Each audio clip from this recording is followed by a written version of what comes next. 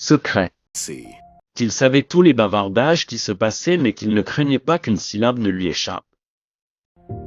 Si Poggio était sur le point de recevoir les histoires perdues écrites par Tacite, pourquoi, demande Ross, voudriez-vous le garder secret? Ne vaudrait-il pas mieux en faire du bruit à l'étranger immédiatement et aussi publiquement que possible afin qu'il soit connu d'un large cercle de collectionneurs de livres et aussi large que certains puissent en obtenir? Et pourquoi exactement cette histoire, que Poggio essayait d'écrire et se sentait obligé de correspondre au style des écrivains anciens? Tout cela suggère que non seulement Poggio et Nicolet étaient impliqués dans des affaires secrètes concernant l'écriture, mais qu'ils étaient extrêmement prudents pour ne pas faire spécifiquement référence aux détails de leur entreprise dans la correspondance. Il a toutes les caractéristiques d'une opération criminelle sophistiquée, très consciente qu'elle doit laisser une trace minimale, car les lettres pouvaient être interceptées à l'époque. Tout indice de contrefaçon ruinerait leur stratagème et leur réputation. Mais plus important encore, ce genre de prudence en ce qui concerne les lettres privées suggère qu'il travaillait peut-être avec une plus grande prévoyance à l'esprit, anticipant peut-être comment leurs lettres pourraient être interprétées par de futurs historiens. Poggio et les chasseurs de livres auraient sans aucun doute été motivés par l'argent. Mais pourquoi les Médicis, l'une des familles de banquiers les plus riches d'Italie, ont-ils financé toute cette opération? Auraient-ils pu délibérément forger l'histoire en pensant aux générations futures? Ils ont certainement couvert leurs traces, effacé toutes les preuves concluantes au point où la falsification ne peut être prouvée ou réfutée et tout ce qui reste est une abondance de coïncidences et de circonstances suspectes. Les mensonges qui résistent à l'exposition sont les plus gênants. Lorsque vous savez que quelqu'un ment mais que vous ne pouvez pas le prouver de manière irréfutable.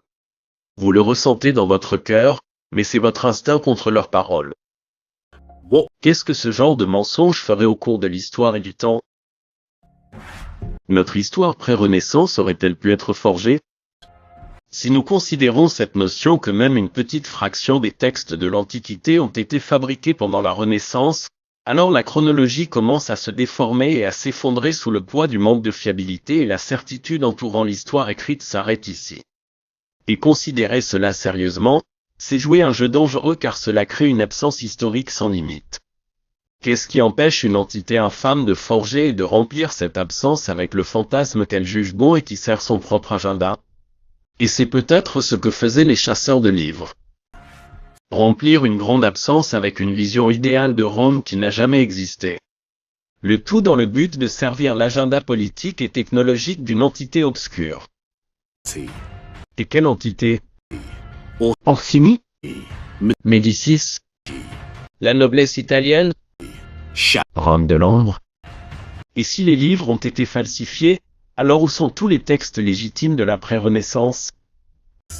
Pourquoi y a-t-il une absence ici en premier lieu?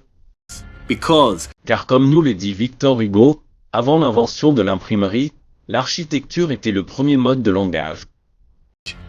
Nos ancêtres ont écrit leurs chroniques, histoire dans la pierre. L'invention du livre imprimé a détruit cette méthode de mémoire.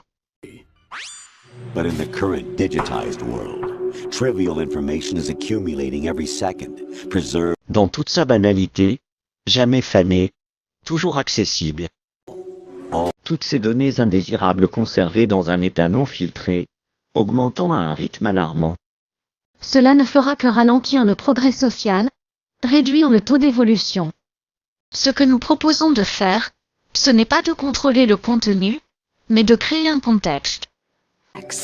C'est notre responsabilité en tant que dirigeants.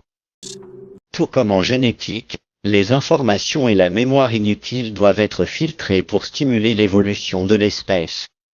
Qui d'autre pourrait patauger dans la mer d'ordures que vous produisez, récupérer des vérités précieuses et même interpréter leur signification pour les générations futures? C'est ce que signifie créer un contexte.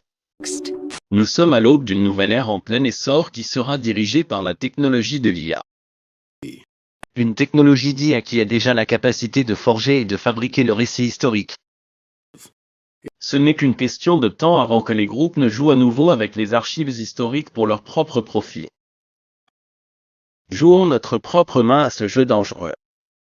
Pourrait-il exister une autre piste en dehors de l'écriture suggérant que l'histoire romaine est un faux, Il est temps d'émettre une hypothèse et d'examiner de plus près un livre très important qui a été redécouvert à la Renaissance et sa relation avec ce type d'architecture classique. Nous devons aller à Florence et examiner cela, car c'est ce dôme qui est venu façonner à sa manière toute notre histoire et qui nous offre des indices sur les raisons pour lesquelles il était peut-être nécessaire de forger l'histoire.